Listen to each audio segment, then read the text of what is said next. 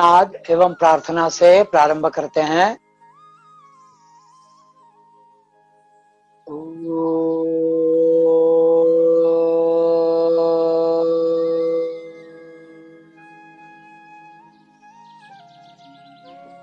योगेन चित्तस्य पदेन वाचा मलं शरीरस्य च वैद्यकेन योपाकरोत्तं प्रवरं मुनीनां पतञ्जलिं प्राञ्जलिरानतोऽस्मि। ओम शांति शांति शांति। आत्मीय स्वयं, जैसा कि अभी अजित भैया ने बताया, आज का यह 77वां पुष्प है और पातंजलि योग दर्शन के तृतीय पाद अर्थात विभूति पाद का आज यह अंतिम सूत्र है अर्थात 55वां।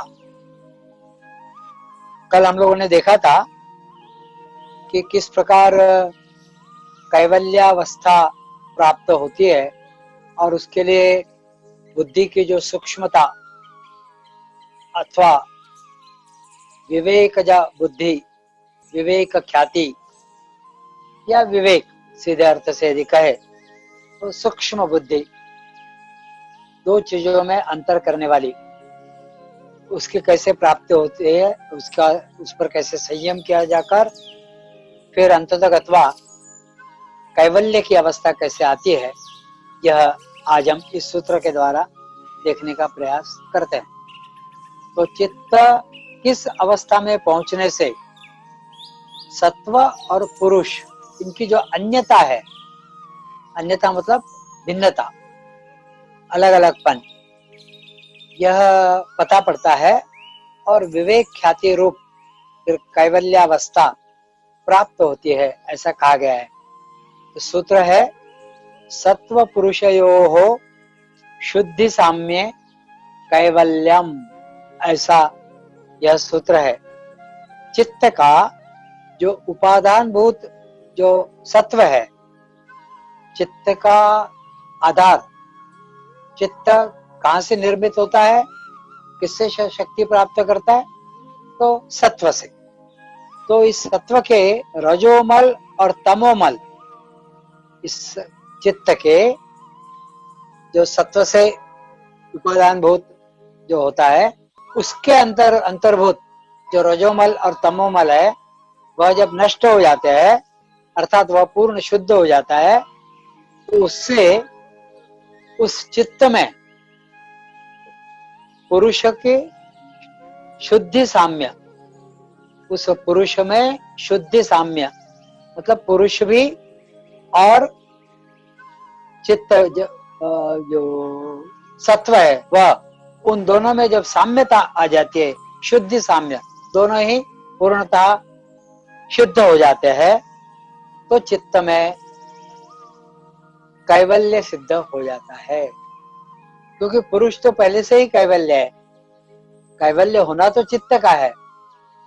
तो चित्त और पुरुष इन दोनों का ये शुद्धि साम्य हो जाता है, क्योंकि पुरुष तो पहले से ही शुद्ध है, तो चित्त का भी शुद्ध होना यह जरूरी है। तो दोनों में शुद्धि साम्य होते ही वहां कैवल्य सिद्ध होता है, ऐसा यह सूत्र कह रहा है।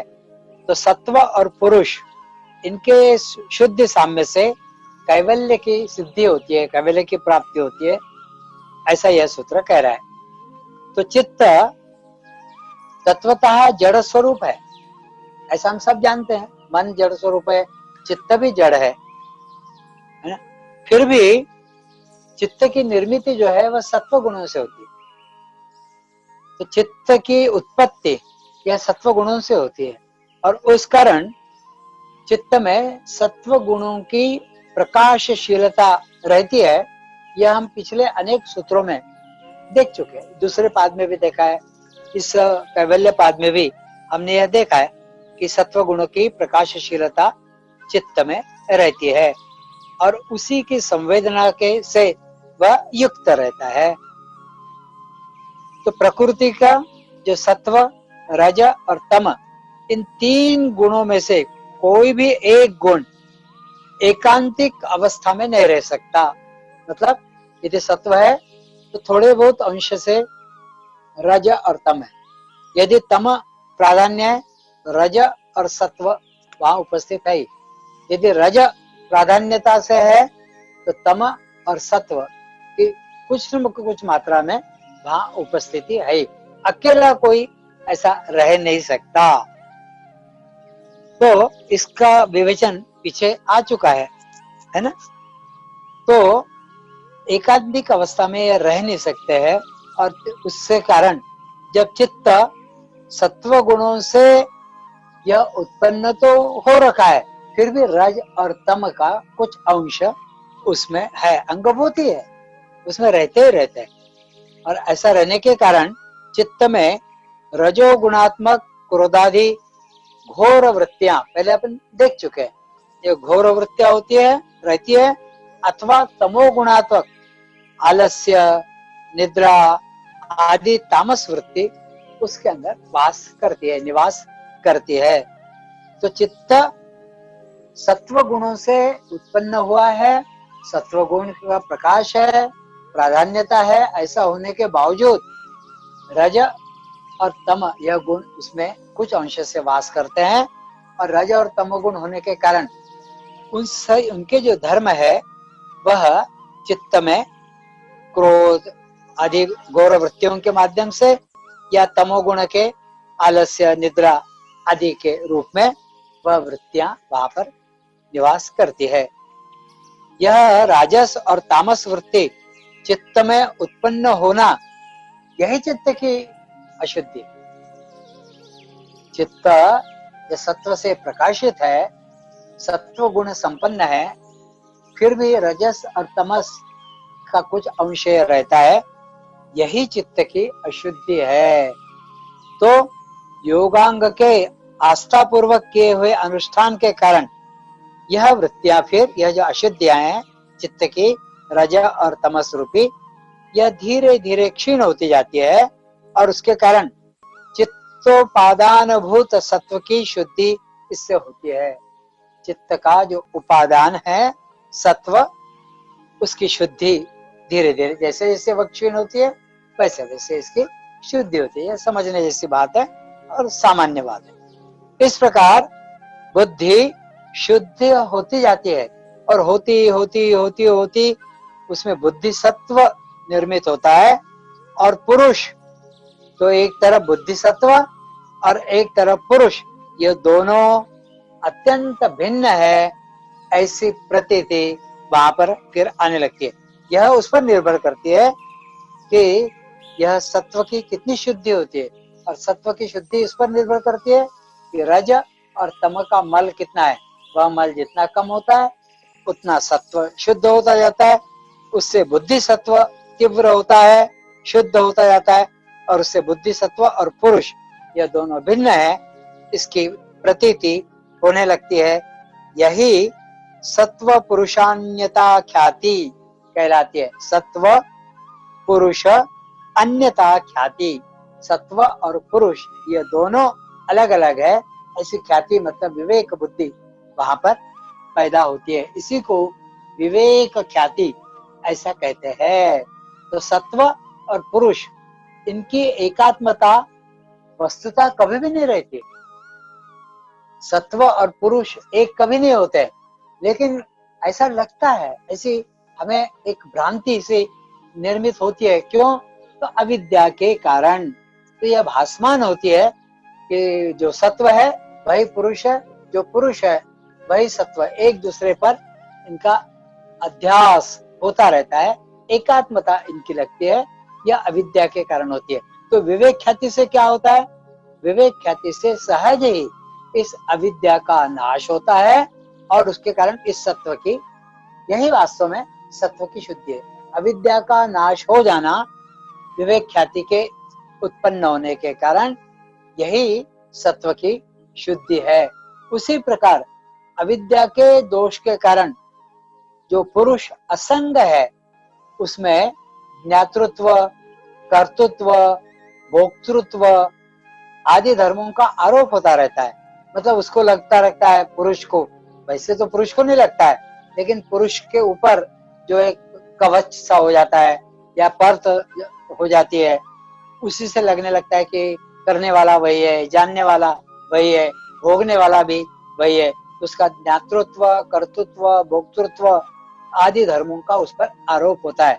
लेकिन विवेक ख्याति के कारण पुरुष ज्ञाता, कर्ता अथवा भोक्ता नहीं है, ऐसा जो त्रिगुणों का जो धर्म है उसकी प्रतीति जो पुरुष को आती है वह समाप्त होने से पुरुष की यही शुद्धि भी है। मतलब पुरुष तत्व पर यह जो धर्म का एक आलंबन सा, एक कवच सा चढ़ा होता है, ज्ञातृत्व, कर्तृत्व, भोक्तृत्व भाव के कारण वह भी समाप्त हो जाता है। इस प्रकार सत्व और पुरुष इन दोनों की शुद्धि होती है, तो इनका शुद्धि साम्य हो गया। सत्व की भी शुद्धि हो गई, पुरुष की भी। पुरुष की शुद्धि, उसका ज्ञातृत्व, कर्तृत्व और भोक्तृत्व समाप्त हुआ। और सत्व की शुद्धि, उसमें से जो सत्व का प्रकाश रहता है उसके साथ जो राजस और तमस का भाव रहता है वह भी धीरे धीरे समाप्त होकर इधर सत्व की शुद्धि होती है, इधर पुरुष की शुद्धि होती है। तो इनमें शुद्धि साम्य हुई। यह शुद्धि साम्य ही एक रूपता लाने वाली है। इस प्रकार सत्व और पुरुष का शुद्धि साम्य होने से वह जो स्थिति बनती है वह कैवल्य सिद्ध की वह स्थिति है। वह स्थिति कैवल्य सिद्ध की स्थिति है। तो बुद्धि सत्व को एक उपमा अपन दे सकते हैं, जैसे आईना होता है, मिरर। तो उसमें जब हम आईने को देखते हैं तो आईना यह भी पृथ्वी का ही भाग है।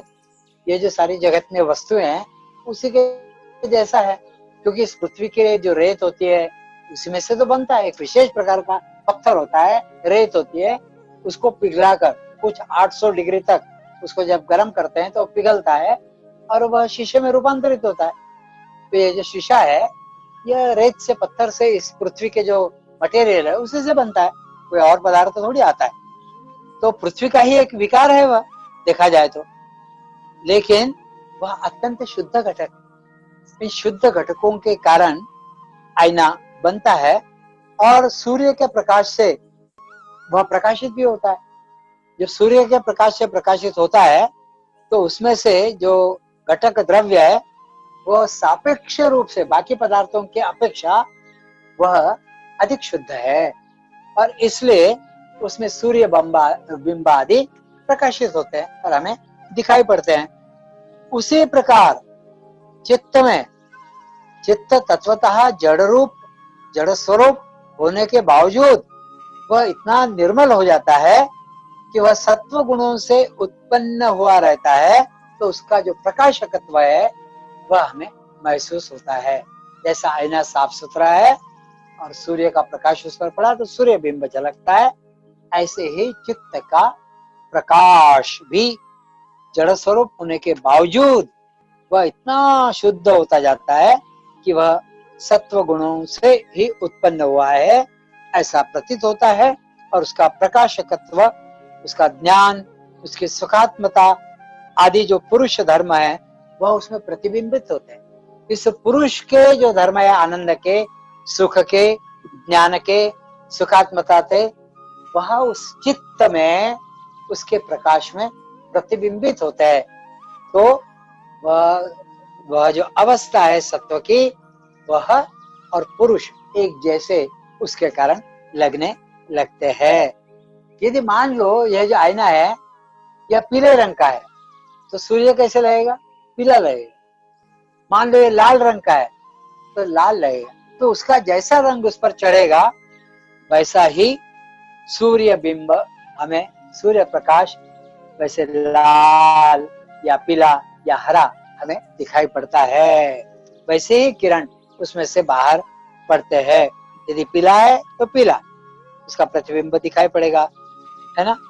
इस प्रकार जैसा उस आईने का रंग है वैसे ही उसके धर्म प्रतिबिंब पर दिखाई पड़ते हैं।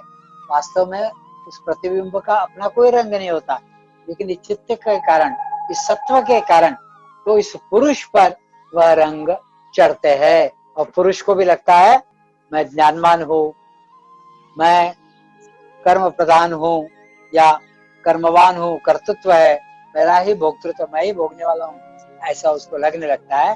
क्योंकि चित्त के प्रकाश के कारण उसके साथ जो जुड़ा है, इसलिए चित्त की शुद्धि, सत्व की शुद्धि और इधर पुरुष की शुद्धि, दोनों की शुद्धि होने से फिर ये जो अलग अलग रंग है या चित्त के प्रकाश में वैसा वैसा महसूस होना, यह फिर नहीं लगता है। इस प्रकार जैसे ही उस आईने का पीलापन, लालपन या अशुद्धि के रूप में उत्पन्न करने वाले घटक जब नष्ट हो जाते हैं तो उसकी शुद्धि होकर उसका जो मूल प्रकाश है सफेद, वह वैसा ही बाहर निकलता है।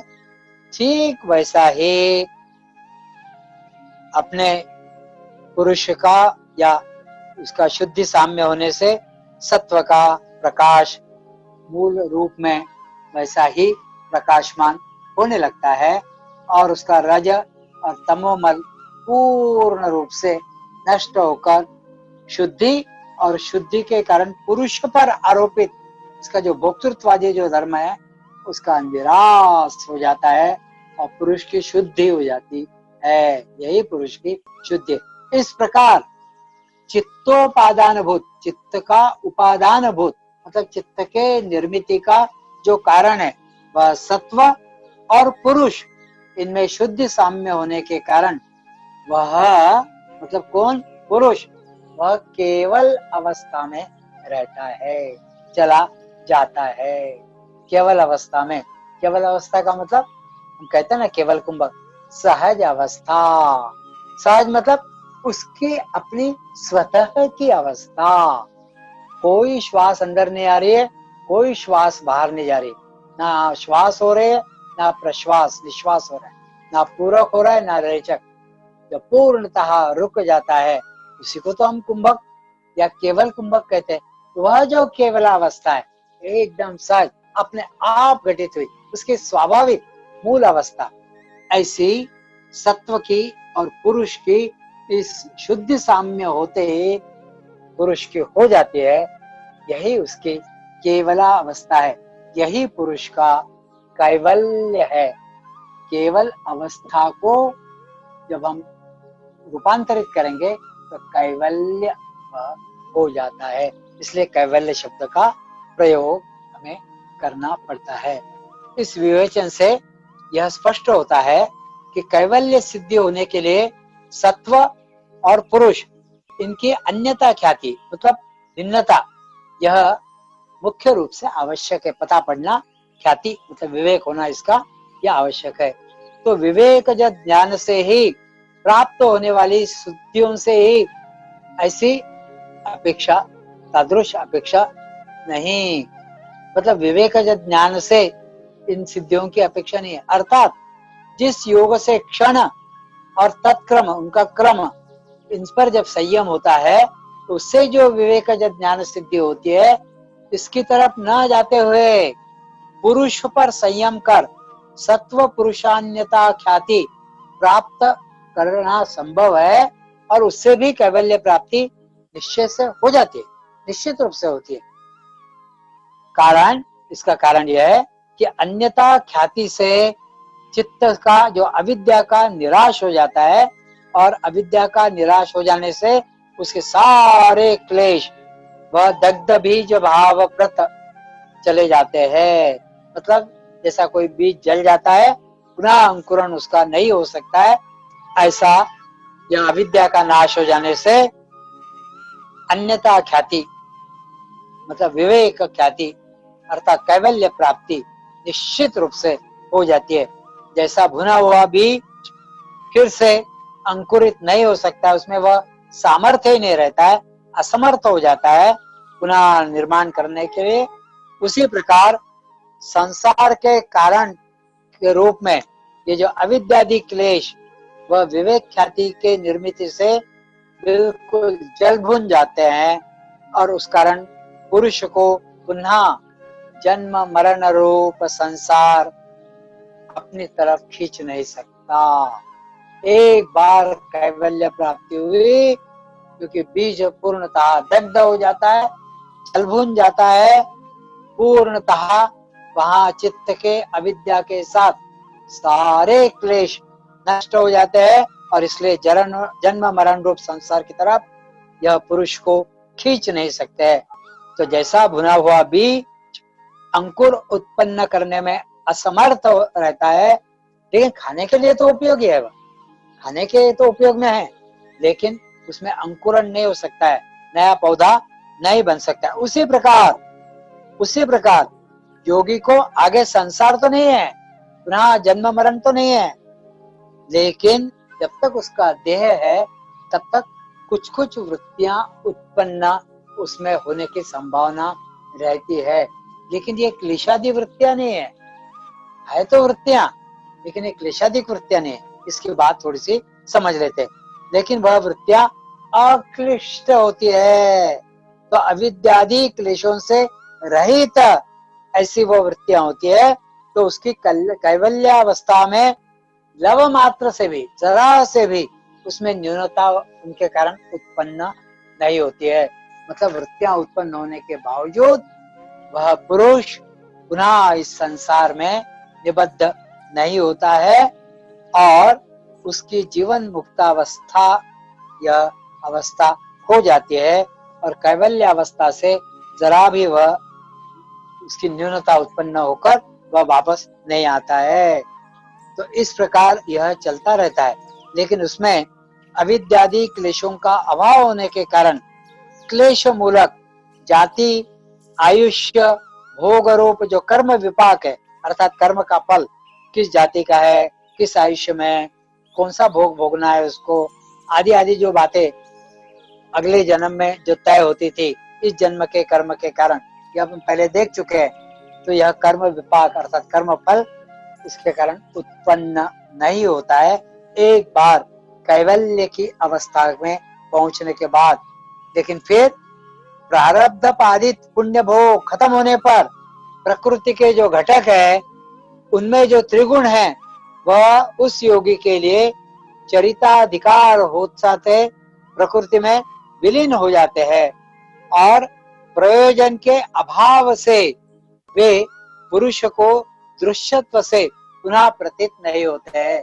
किसी भी दृश्य के रूप में वह नहीं दिखते, ना वहां पर क्लेश रहते हैं, ना क्लिष्ट वृत्तियां रहती है और यह सारा समाप्त होकर वह कैवल्य की अवस्था में पहुंचता है। इसी को योगी की विदेह मुक्ति अवस्था ऐसा कहा गया है।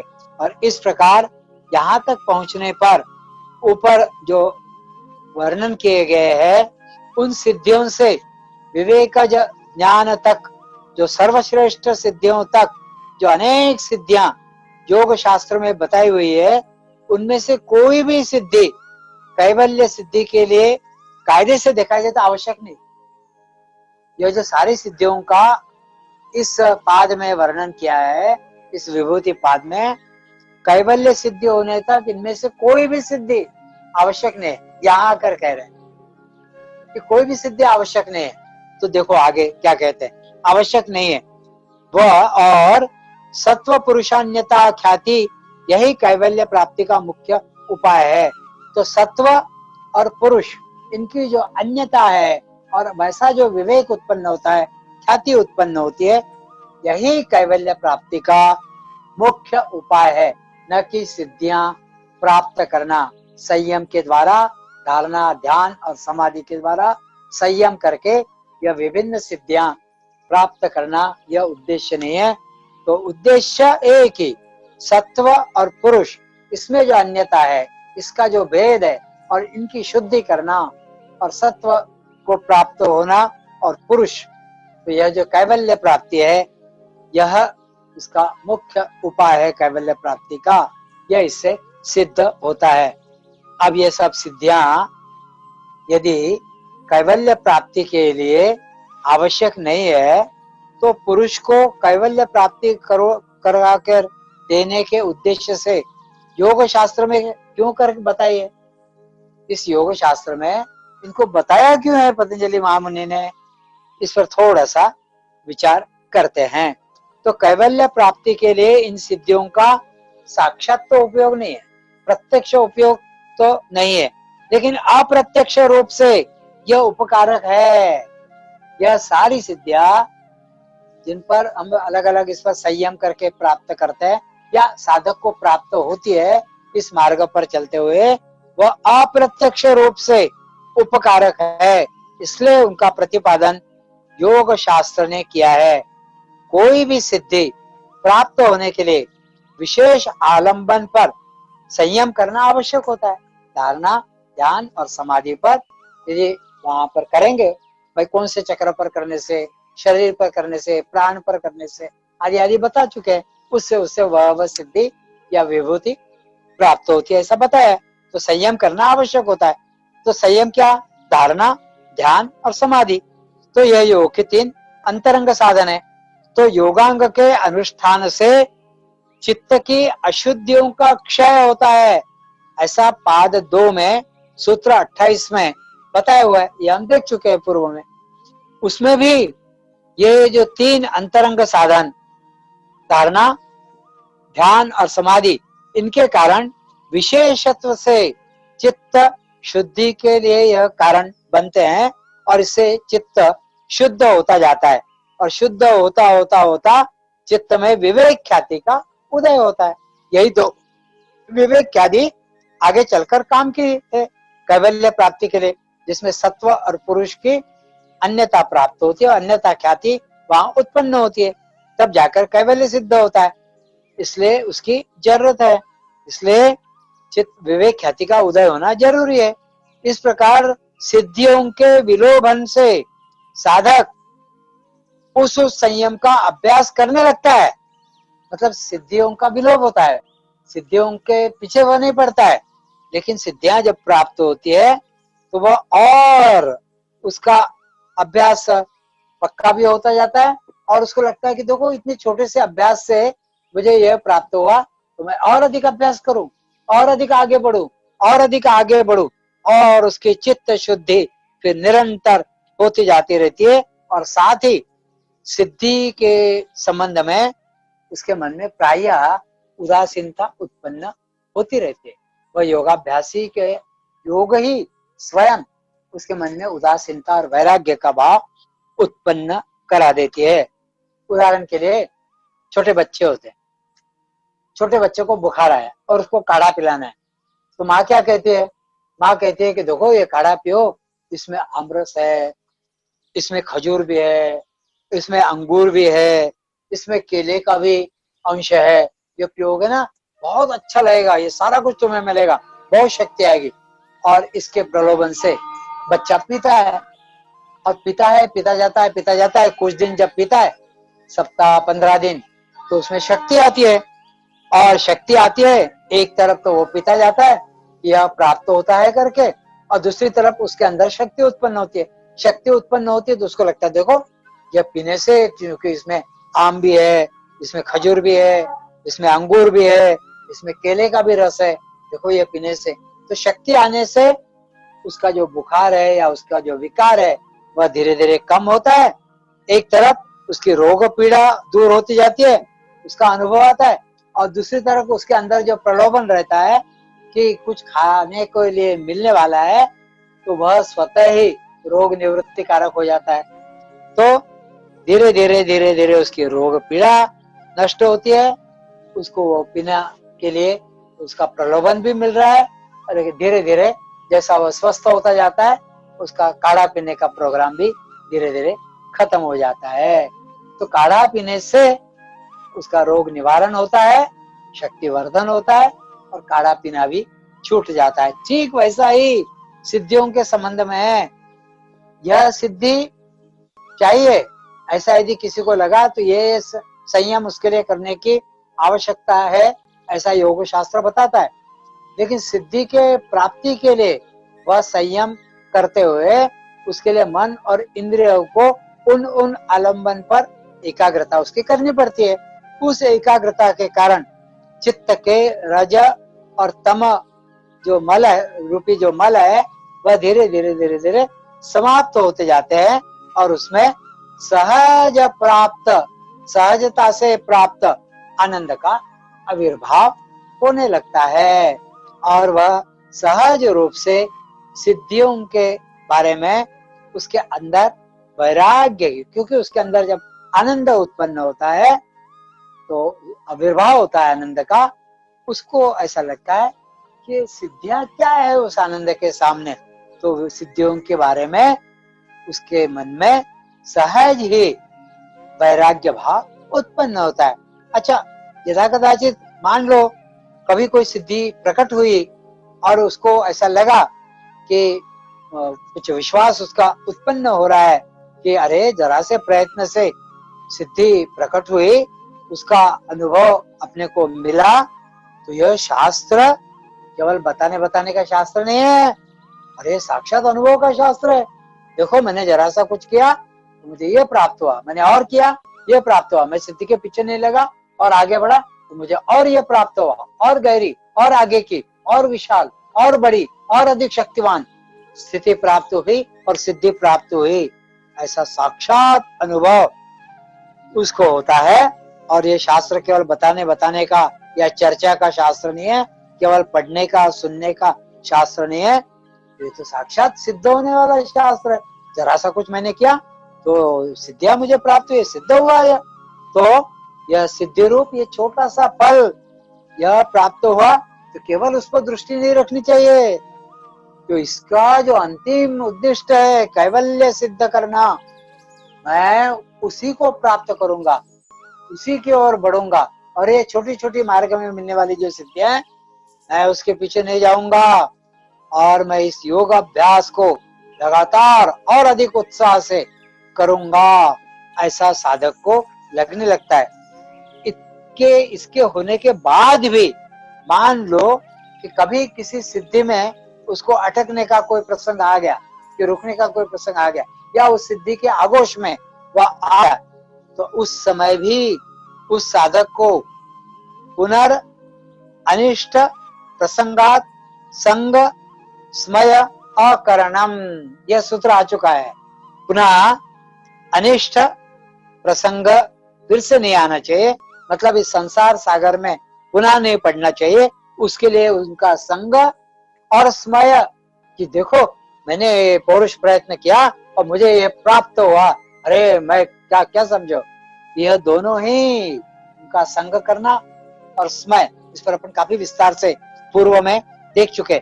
इसका अकरणम मतलब इसको नहीं करना, यह सूत्र पहले ही पतंजलि महामुनि बता चुके, इसलिए पुनः संसार रूप अनिष्ट प्राप्त नहीं होना चाहिए और योगी को सिद्धि के विषयों में संग नहीं करना चाहिए, अथवा उसमें स्मय कि मैंने ये किया तो कितना मैं धन्य हूँ, उसमें धन्यता उसको नहीं लगनी चाहिए।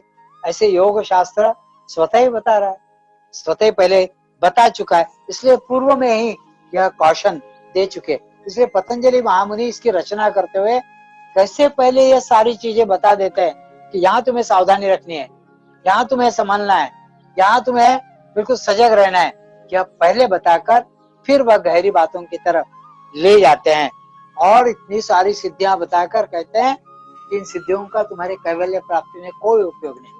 कैवल्य प्राप्त करते हुए ये सिद्धियां जागृत हो सकती है, लेकिन तुम्हारे लिए किसी काम की यह नहीं है, इसमें फंसो मत भैया, ऐसा योग शास्त्र निरंतर बता रहा है। इसका क्या तात्पर्य हुआ? योग शास्त्र में जो सिद्धियां बताई है वह सारी सिद्धियों ने उसमें प्रवृत्त होने के लिए नहीं बताई है, तो चित्त शोधक और विश्वासोत्पादक यह सिद्धियां हैं। यह करने से तुम्हारे चित्त का शोधन होगा और तुम्हारा विश्वास बढ़ेगा और इस प्रकार अंततोगत्वा तुम्हें कैवल्य प्राप्ति होगी।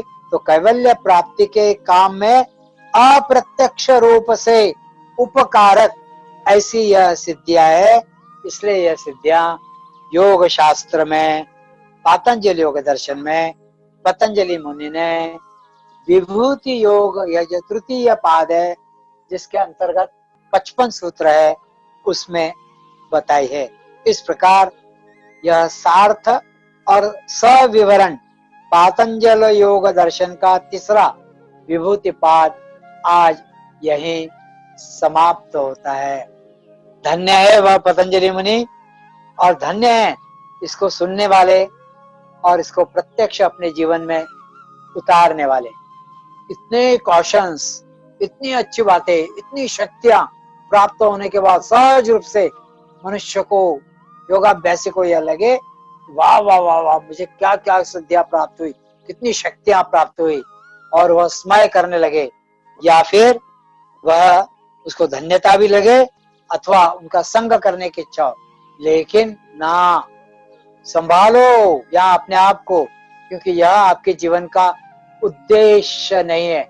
यह तो प्राप्त तो होती रहेंगी, लेकिन तुम्हारे जीवन का उद्देश्य है उस पुरुष को जानना, उस पुरुष को बिल्कुल सहज केवल अवस्था में, मतलब जैसा वह था उसी अवस्था में पुनः उसको स्थापित कर लेना। नहीं, उसी अवस्था में जैसा था उस अवस्था में जानना भर, उसके ऊपर के सारे किल्मिश, सारे क्लेश, सारी अविद्या आदि और चित्त आदि, सत्व आदि सभी पूर्णतः नष्ट होकर विवेक ख्याति के द्वारा उस कैवल्य, जैसा वह पुरुष था बस वैसा ही केवल सहज, बस इतना भर इस शास्त्र का उद्देश्य है। अब यह कैवल्य पाद क्या है, इसको जब हम आगे बैठेंगे तब इस पर पुनः समग्रता से विचार करेंगे। और जैसा कि पूर्व में आपको बताया है, यह चतुर्थ पाद जो कैवल्य पाद है, इसमें 34 सूत्र है, उनका हम पुनः सूत्रवार या जहां जैसी आवश्यकता है उसके अनुसार कम ज्यादा इनका विवेचन करने का प्रयास करेंगे। यहीं पर प्रार्थना से समाप्त करते हैं। सर्वे भवन्तु सुखिनः, सर्वे सन्तु निरामयाः, सर्वे भद्राणि पश्यन्तु, मा कश्चित् दुःखभाग् भवेत्। ओम शांति शांति शांति।